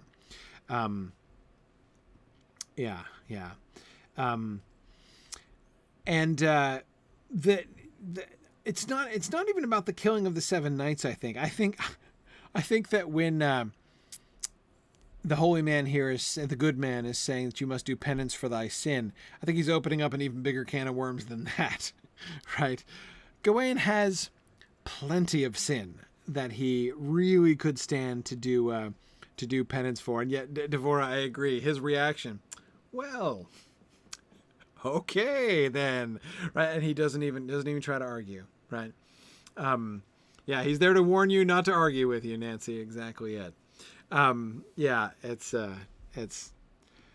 fantastic. What else can you say to Sir Gawain in this kind of an instance, right? And then there's Lancelot. So Lancelot has this experience where he is in this semi-dreaming state. He doesn't know if it's a dream or if it's really happening, where he is right outside the chapel where the Holy Grail is, right? And someone is being healed by the Holy Grail. And notice again the emphasis on the eyes. He can't open his eyes. He's seeing it with a kind of spiritual vision, right? He's seeing it in a dream, but he can't open his physical eyes to see it, even though he's right there. Then anon Sir Launcelot walked and set him up and bethought him what he had seen there, and whether it were a dream or not. Right so heard he a voice that said, Sir Launcelot, more harder than is the stone, and more bitter than is the wood, and more naked and barer than is the leaf of the fig tree. Therefore go thou from hence, and withdraw thee from this holy places. And when Sir Launcelot heard this, he was passing heavy, and wist not to do, and so departed sore weeping, and cursed the time that he was bore, for than he deemed never to have worship more. For though wordes went to his heart, till that he knew wherefore he was called so. That is, until he understood why he was being called harder than stone, more bitter than the wood, and naked and more bare than the leaf of the fig tree. He really needs a hermit or recluse to explain that to him. So he's going to be bothered by this until somebody explains it. Then Sir Launcelot went to the cross and found his helm, his sword, and his horse away. And then he called himself a very wretch, and most unhappy of all knights, and there he sighed, My sin and my wickedness hath brought me unto great dishonour. For when I sought worldly adventures, for worldly desires, I ever achieved them, and had the better in every place, and never was I discomfit in no quarrel, where it reeked, where it wrong. And now I take upon me the adventures to seek of holy things. Now I see and understand that mine old sin hindereth me and shameth me, and I had no power to stir neither speak when the holy blood appeared before me.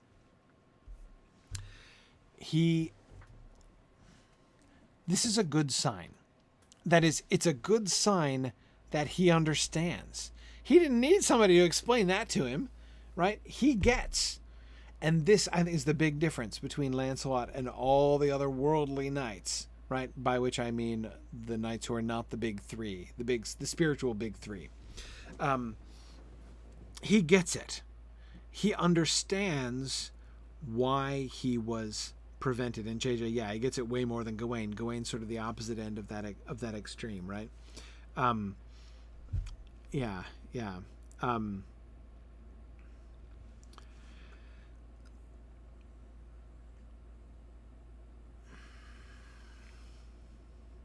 And Gerald, that is exactly the big question. He gets it. But is he repentant about his old sin now? He understands what is keeping him. And what's more, he understands, like the other knights haven't understood, that the world is different, right?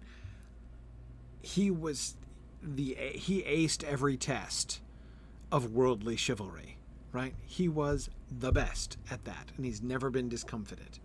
But now it doesn't work anymore, right? Now he takes upon me the adventures to seek of holy things. Now I see that my old sin hindereth me and shameth me. He knows what he has to do. Is he going to be able to do it? Soon after this, he meets with somebody who explains how he's harder than stone, bitterer than wood, and barer than the fig tree, than the leaves of the fig tree, and confesses himself.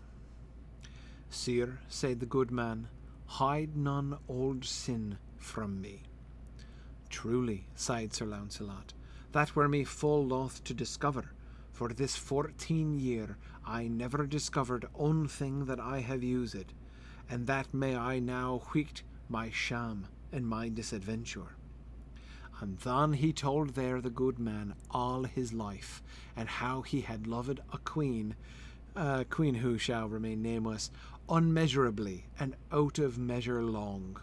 And all my great deeds of armies that I have done for the most party was for the queen's sack, and for her sack would I do battle were it reeked other wrong. And never did I battle all only for God's sack, but for to win worship, and to cause me the better to be beloved. And little or naught I thanked never God of it. Then Sir Launcelot said, Sir, I pray you consail me. Sir, I will consail you, said the hermit, if ye shall ensure me by your knighthood that ye shall no more come in that queen's fellowship, as much as ye may forbear. And then Sir Launcelot promised him that he knowed by the faith of his body. Sir, look that your heart and your mouth accord, said the good man, and I shall ensure you, ye shall have the more worship than ever ye had.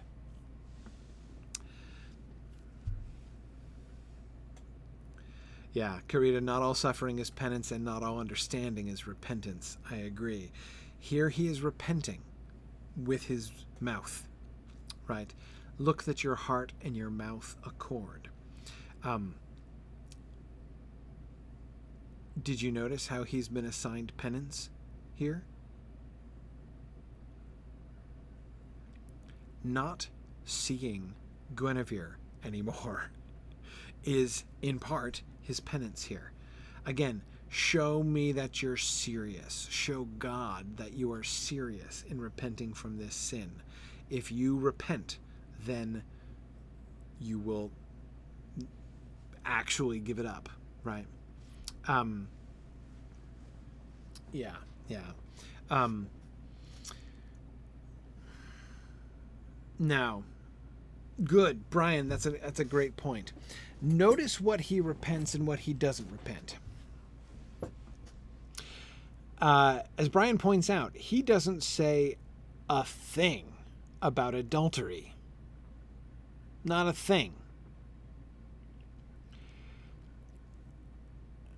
There could be two causes for this. One, he could still be hiding that, right? Lancelot could be not coming completely clean with the hermit here, and still trying to dodge it. It's possible.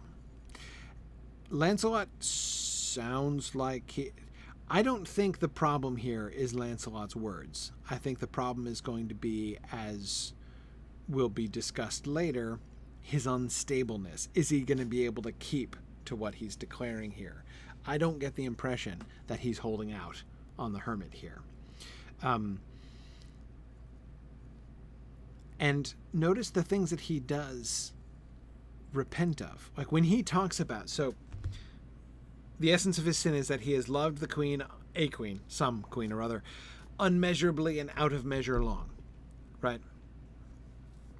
The lack of measure, the lack of proportion of his love for the queen is what he confesses. He does not confess sex. He does not confess adultery with the queen.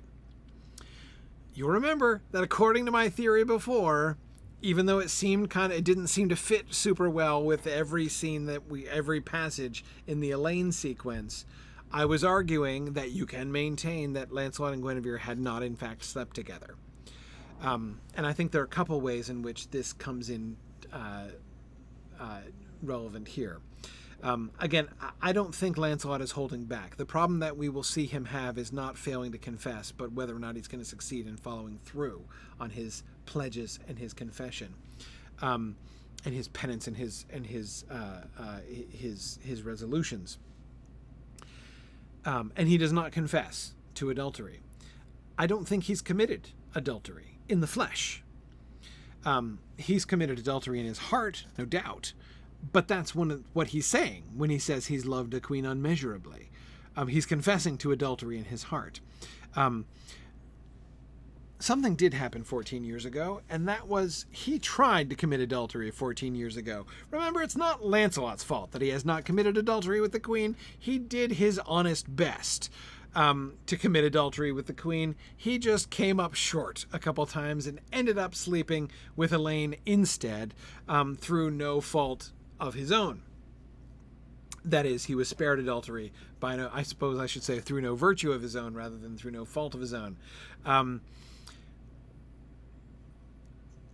To Lancelot's credit, he's not trying to get off on a technicality here, right? He does not say, well, I didn't actually sleep with the queen, so it's fine. What's the problem, folks? Right? That's not what Lancelot goes. Lancelot sees that his love for the queen is a problem whether or not they've slept together, right? Sleeping together would be the sin of adultery. That's kind of a big deal. It mentions that in the Ten Commandments, right?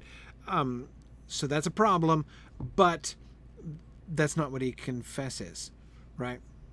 To him, the bigger deal, and this fits with, remember that first speech of his when he was talking about how he was going to be a lover, right? And why he wasn't going to be a lover. This Lancelot's higher ideal of knighthood, that is what he is confessing breaking, right? He is confessing that he has fallen short of the ideal that he set himself out to follow. And he acknowledged, remember the whole point of that passage was him explaining how this whole loving paramours thing throws that out of whack every time, right? He gets the fact that the worldly standards that they followed before no longer are the standards in this holy quest, right? All the great deeds of arms he's done, for the most part, was for the queen's sake. And for her sake would I do battle whether it were right or wrong. Bad sign, right? That's a serious confession. I didn't remember what his oath was, right?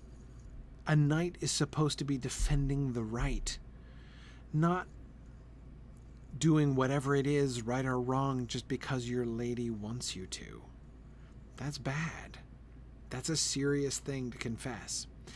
And never did I battle all only for God's sake. That's what it should be, to please God, not to please the queen, that you're doing your battles, but for to win worship, and to cause me the better to be beloved.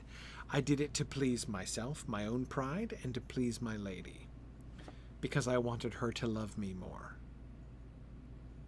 It wasn't to please God, and I never thanked God for all the good that I was able to do, for all the blessings that I have received.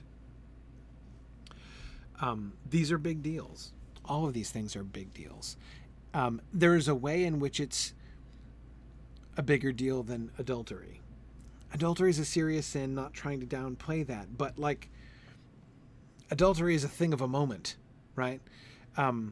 Here he is pointing to that his entire life was systematically corrupted. His whole framework in which he lived, everything that he set about doing was corrupt and was built on a false foundation. That is the serious problem that his loving out of measure has led him to. And that's what he's repenting. Again, does this prove that they've never slept together? No, it doesn't prove it, but it is certainly consistent with it. Also, I can't help but notice the 14-year thing. He dates his loving unmeasurably the queen to 14 years ago. 14 years is how old Galahad is, I'm pretty sure, isn't it? Which means that the 14 years ago dates back to like the second incident with Elaine. In other words, the one time that he set out fully intending to sleep with the queen. The time when he actively attempted to commit adultery without sorcery or magic or any potions or anything else, right? That seems to be the date that he's giving here, which is, I think, interesting. And again, especially interesting if they never did, in fact, sleep together. And so in his mind, that was the night when he made the choice to cross the line.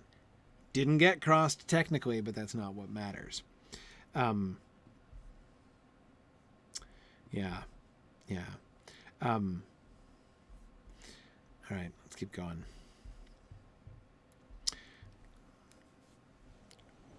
This is one of the passages I was referring to when I said that we learn more and more about the significance of everything that's happened.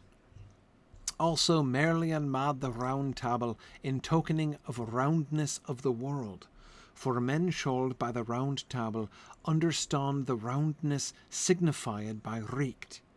For all the world, Christian and heathen, repaireth unto the round table, and when they are chosen to be of the fellowship of the round table, they think himself more blessed and more in worship than they had gotten half the world. And ye have seen that they have lost her fathers and her mothers and all her kin and her wives and her children for to be of your fellowship. It is well seen by you, for sin as ye departed from your mother, ye would never see her, ye found such fellowship at the table round. This is Percival, of course. This is Percival's aunt, the recluse, who's talking. So Percival, of course, finds recluse to explain things to him, who happens to be his aunt, right?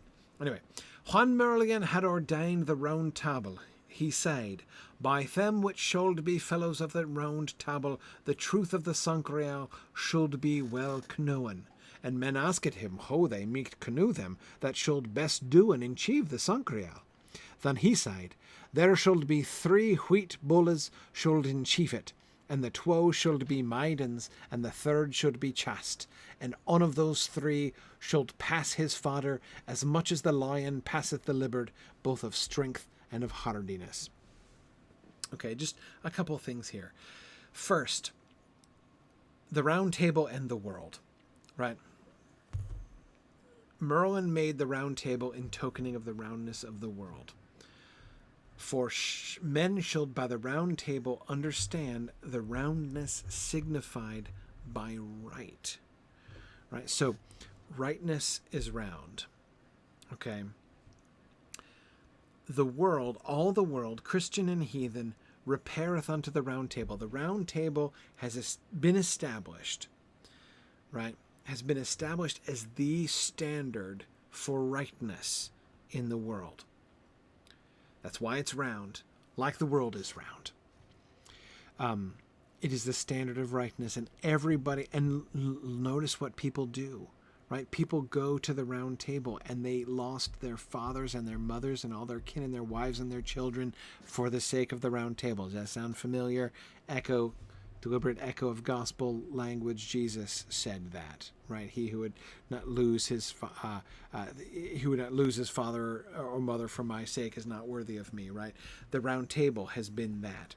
It has been the worldly ideal of rightness in the world, for the world. And now the round table itself, the roundness of the table is going to be measured by the rightness of the Sancreal itself.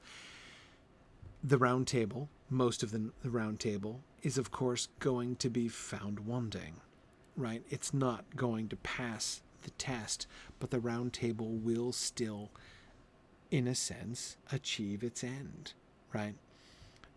There will be those of the round table who will achieve the Sancreal.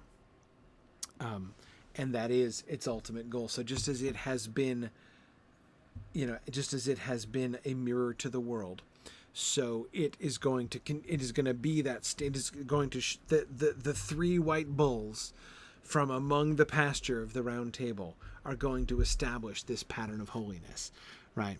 To demonstrate that for the whole world.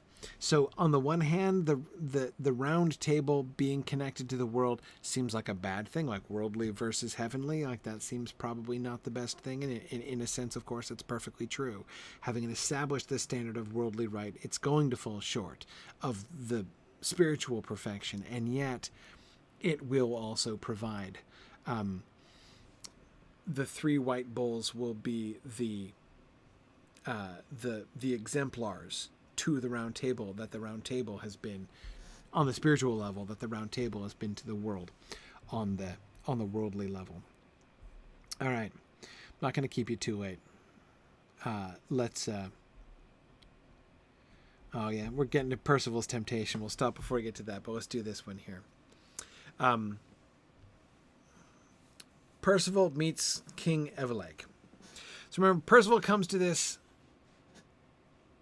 chapel, and there's a super old dude with wounds who is asking to kiss the Holy Grail, right?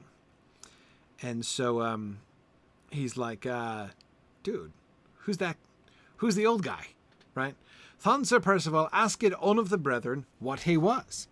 Sir, said the good man, ye have heard much of Joseph of Arimathea, how he was sent by Jesu Christ unto this land for to teach and preach the holy Christian faith, and therefore he suffered many persecutions, the which the enemies of Christ did unto him.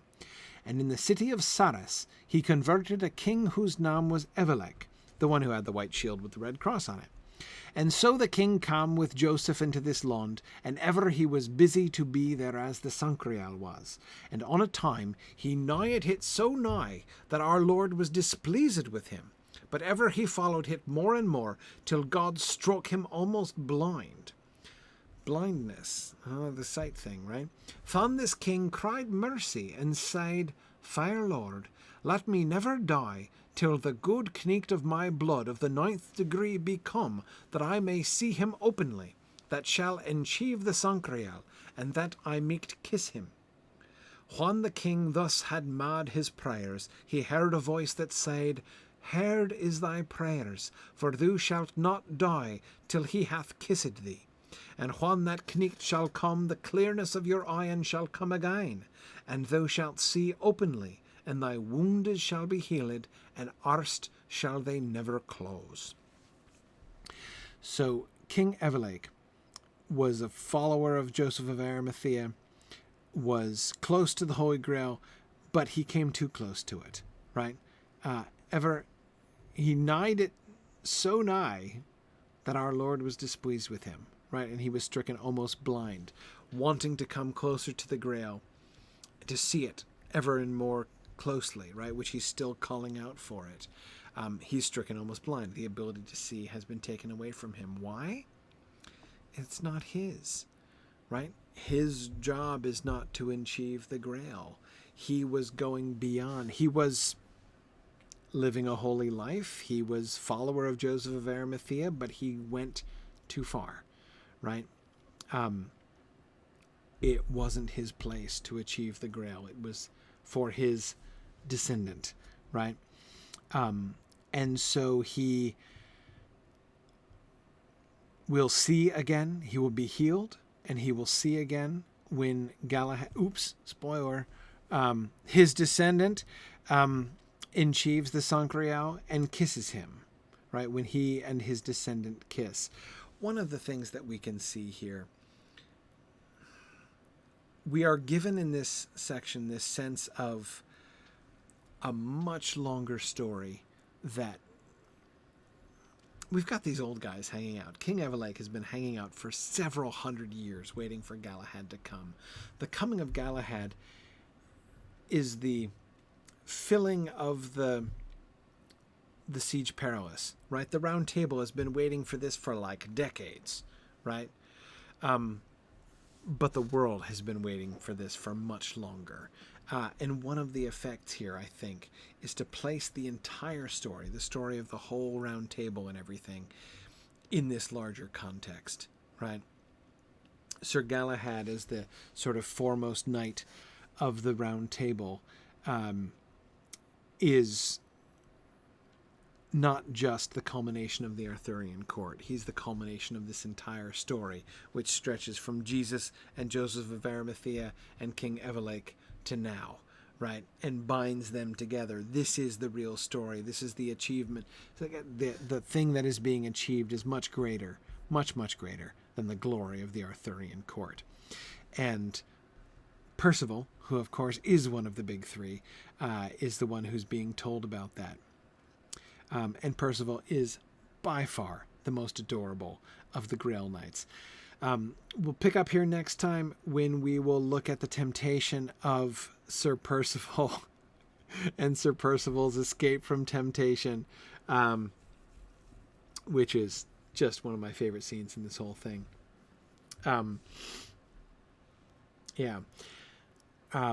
No, and you're absolutely right. Imagining the earlier, simpler adventures with all these Grail figures secretly in the background, quietly going about their business, setting up the quest while none of the Round Table notices. Yeah, remember the glimpses that we had of that, even back in the Balin Le Sauvage, right? When he comes and finds the spear of Joseph of Arimathea and stabs the guy with it, strikes the dolorous stroke, right? I mean, these things are lying around. This is, this story has been waiting. And that sense that Merlin established, right, of these things are going to happen, and going around and writing things up in gold letters and stuff. This is in a sense, the ultimate fulfillment, right? Sir Galahad is going to be the ultimate fulfillment of all of those things that were meant to be. Anyway, all right. I'll let you guys go. We'll resume with Percival and some more Lancelot and Gawain also next time, and we'll get a chance to meet Sir Bors. Read through the end of the Holy Grail section next time. We may not get through the whole thing, but I'm gonna see how far we can get here next time. Thanks for joining me, and I will see you guys next week. Bye now. The Mythgard Academy has been offering in-depth discussions of awesome books and films since 2013, completely free to attend and free to download. If you've enjoyed our discussions and would like to help them continue, please consider donating at signumuniversity.org/fund.